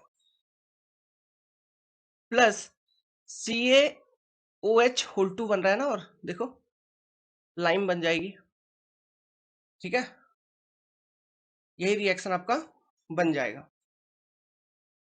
अब ये जो C2H2 है, ये क्या है, ये एक तरह का गैस होता है, दिस इज ए गैस, इस गैस का नाम क्या है, एसिटिलीन गैस, एसिटिलीन गैस, समझ गए। अब इससे मतलब है, ये काम करता है, ये क्या करता है, यहाँ पे ये देखो, यहाँ पे एक डायफ्राम टाइप का कुछ होता है, अंदर में एक पर्दा टाइप का कुछ होता है मॉइस्चर मीटर में, ठीक है। और ये डायफ्राम से ही ये प्रेशर मेजरमेंट डिवाइस जो है, प्रेशर गेज, ये कनेक्टेड रहता है। इसको मैं लिख देता हूं, प्रेशर गेज, प्रेशर गेज, समझ गए। ये डायफ्राम से यहाँ पे एक रहता है पर्दा जैसा, डायफ्राम मतलब क्या है, पर्दा जैसा, पतला सा पर्दा, ग्राम, ठीक है। अब देखो, जो एसिटिलीन गैस आपका बना ना, वो एसिटिलीन गैस क्या होगा, इवापोरेट हुआ,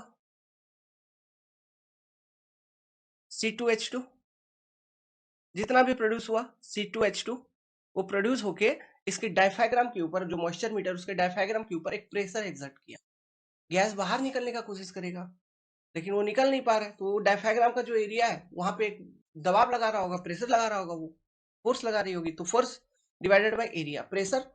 तो वो प्रेशर का रीडिंग यहाँ पे जो गेज है वो आपको ये दे देगा, ठीक है। ये जो यहाँ पे देख रहे हो ये डायल, वो आगे पीछे प्रेशर का रीडिंग देगा, समझ गए। तो वो एक प्रेशर का रीडिंग आपको दे देगा, तो ये रीडिंग आपको नोट डाउन करना है।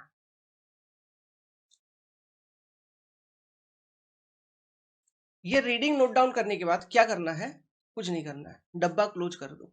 डब्बा क्लोज करोगे, उसके ऊपर एक कैलिब्रेशन चार्ट होती है, जो ये बॉक्स है इसको क्लोज करेंगे ना, इसके ऊपर एक कैलिब्रेशन चार्ट है कि इतना प्रेशर पे इतना मॉइस्चर, इतना प्रेशर पे इतना मॉइस्चर, इतना प्रेशर दिखा रहा है तो इतना मॉइस्चर। तो जो भी अपना डायल गेज का रीडिंग आया, प्रेशर प्रेशर गेज का जो भी रीडिंग आया, उसके करस्पॉन्डिंग अगर एग्जैक्ट आ गया है तो एग्जैक्ट वैल्यू वहां से हम देख लेंगे कैलिब्रेशन चार्ट से, अगर एग्जैक्ट नहीं आया तो इंटरपोलेट कर लेगा भाई, समझ गया। इंजीनियरिंग लगा लेगा दिमाग वहीं पर, इंटरपोलेशन, इंटरपोलेट करके फिर बीच का जो भी रीडिंग है उसके करस्पॉन्डिंग अपन निकाल लेंगे,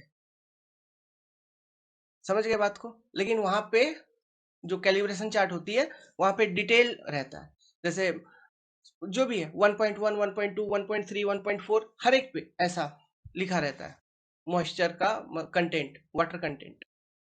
तो इस तरह से निकाल लिया जाता है आपका वाटर कंटेंट। तो ये फील्ड मेथड है, it is a field method और क्विकेस्ट मेथड, सबसे ज्यादा क्विक यही रिजल्ट आपको देगा, फटाक से 5 से 7 मिनट के अंदर।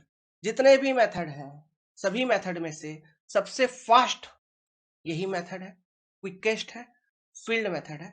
और फील्ड में इसका मतलब रैपिड यूज है, जब भी यूज करोगे फील्ड में, अगर आपसे पूछ ले फील्ड में जनरली कौन सा मेथड को आप यूज करते हैं, मॉइस्चर मीटर मेथड। क्वेश्चन है एग्जाम में, क्वेश्चन पूछे जा चुके हैं आपसे, ठीक है। तो ये और क्विकेस्ट मेथड है, ये क्विकेस्ट 5 to 7 मिनट के अंदर ये रिजल्ट दे देगा। उम्मीद करता हूं आपने कंसेप्ट को समझा, इसका वर्किंग को समझा। भूलोगे कभी नहीं भूलोगे, फील्ड पे जाओगे काम कर लोगे, क्वालिटी आता है, बिल्कुल यार क्वालिटी इंजीनियर, यस, है ना। यही है, यही सीखना होता है। फील्ड का काम और अपना जो थ्योरी है वो कुछ अलग नहीं है, यही सब चीजों को हम फील्ड पे यूज करते हैं। रोड या रेलवे कंस्ट्रक्शन साइड पे जाओगे, वही CBR, वही इम्पैक्ट वैल्यू टेस्ट, यही कोर कट मारना है, यही सब काम चलता है अपना, समझ गए बात को, ठीक है। वही मिक्स डिजाइन बनाना, तो ये सब चीजें तो हम थ्योरी में भी यही सब चीज पढ़ते हैं। कुछ डिफरेंस है क्या, कुछ डिफरेंस नहीं है। बहुत लोग कहते हैं theory is very different from practical, ऐसा वैसा दिस दैट, अरे कुछ नहीं है। वो थ्योरी डिफरेंस होता है प्रैक्टिकल में, वो सुपरवाइजर के लिए, इंजीनियर्स के लिए नहीं, समझ गए बात को। इंजीनियर्स को चाहिए कंसेप्ट, कंटेंट सब क्लियर। चलो अब इसका थ्योरी हम लिखेंगे, ठीक है। तो आप लोग ना ये वाला डायग्राम बना लो, यहाँ पे जो मैंने ये डायग्राम बना के दिया आपको, ये वाला आप डायग्राम बना लो, ठीक है। हेडिंग डाल के ये डायग्राम बना लो, आगे लिखो। वो रिएक्शन भी लिख लेना, वो रिएक्शन जरूरी है। It is one of the quickest method, underline करते चलना, जिसको मैं अंडरलाइन करवाऊंगा, पूछ चुका है एग्जाम में। To find the water content of the soil and it gives result within 5 to 7 minute, exam में पूछा गया है। This method is popularly used in field to find water content of soil, पूछा जा चुका है statement. Instrument used in this method is called moisture tester, ये शब्द भी एग्जाम में पूछा जा चुका है। 4 to 6 gram of soil sample is taken and placed in moisture tester with calcium carbide powder and steel balls, then it is closed. Shake the moisture meter for 4 to 5 minutes. आगे the CaC2 जो calcium carbide है react with moisture of soil, किससे react करेगा? Moisture of soil and produces what? Acetylene gas C2H2। Acetylene gas मतलब bracket में लिखना है तो लिख लो यहाँ पे C2H2 लिखवाया था। Which exert pressure on the diaphragm of the moisture tester which is read on the pressure gauge. जो प्रेशर गेज लगा हुआ है वहां पे आप उसे पढ़ लोगे। क्लियर है? आगे further this pressure reading is compared with standard calibrated chart. हर एक मॉइस्चर मीटर का अपना अपना चार्ट होता है, कैलिब्रेशन चार्ट, एंड उसके ऊपर डब्बा के ऊपर वो चार्ट चिपकाया हुआ रहता है। कंपनी चिपका के भेजता है, कैलिब्रेट करके चिपका के भेजता है। And the moisture content of the given soil sample is observe from that calibrated chart. Clear है? Very simple. लिख लोगे, एग्जाम में आ गया तो अपने से भी बना के सेंटेंस लिख लोगे, प्रोसेस समझे हो। प्रेशर कैलिब्रेटेड चार्ट कैसा रहता है? देखिए इस तरह का चार्ट रहता है, आपके आइडिया के लिए जस्ट, है ना। कॉपी में रहेगा तो अच्छा रहेगा, कभी किसी को पढ़ाना हो तो पढ़ा सकते हो। 1 pascal pressure, water content W1। 2 pascal pressure, water content W2। 3 pascal pressure, pressure का मेजरमेंट कैसे होता है? पास्कल में। 1 पास्कल इक्वल टू क्या होता है? 1 न्यूटन पर mm स्क्वायर, सॉरी 1 न्यूटन पर मीटर स्क्वायर। ठीक है, दिस इज पास्कल। तो 3 pascal pressure, W3 water content. 4 pascal, W4 water content. इस तरह का एक कैलिब्रेटेड चार्ट होगा। समझ गए? 1 पास्कल क्या होता है? 1 न्यूटन पर मीटर स्क्वायर। ध्यान रखना, 1 मीटर स्क्वायर में 1 न्यूटन का फोर्स, उतना का प्रेशर होता है 1 पास्कल के बराबर। ओके, इसमें आपको कंफ्यूज नहीं होना है, ठीक है। ये बहुत सारे लोग 1 न्यूटन पर mm स्क्वायर ले लेते हैं, क्योंकि mm हम लोग पढ़ते रहते हैं आरसीजी वगैरह में, इन सब चीजों में, है ना, तो mm कंसिडर कर लेते हैं। नहीं, ये पास्कल ऐसा है। 1 एटमॉस्फेरिक प्रेशर कितना होता है? 101,325 पास्कल। याद रखिएगा, बहुत काम का है फ्लूइड मैकेनिक्स में। इस तरह से ये कैलिब्रेटेड चार्ट रहता है, स्टैंडर्ड चार्ट होता है। ठीक है, एक नोट बताओ। मान लो जो सॉइल सैंपल आप यूज कर रहे हो उसमें ज्यादा पानी है। सॉइल सैंपल के अंदर, ठीक है। If moisture is more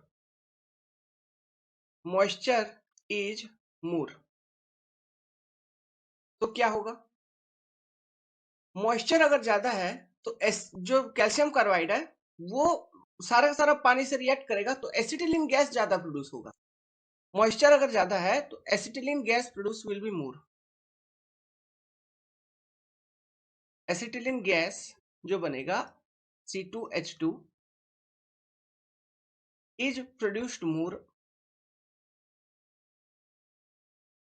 acetylene gas अगर ज्यादा प्रोड्यूस हो रहा है, एक्सर्ट मोर प्रेशर।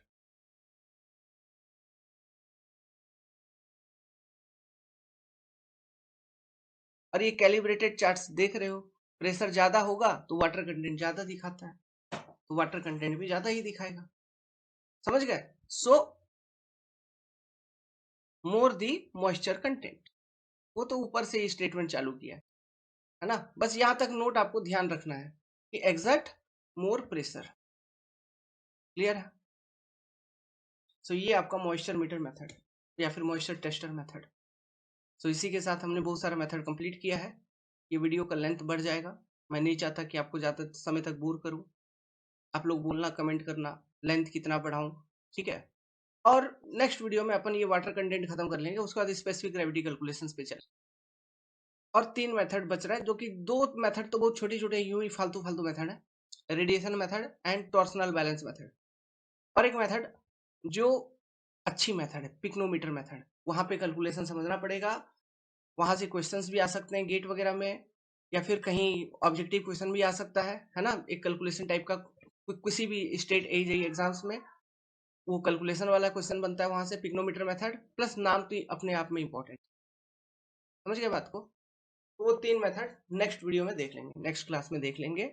और बाकी क्लास कैसी लग रही है, अच्छी लग रही है तो पढ़ाई करिए अच्छे से, ऐप को डाउनलोड कीजिए, क्लासेस में ज्वाइन कीजिए और मन लगा के पढ़िए।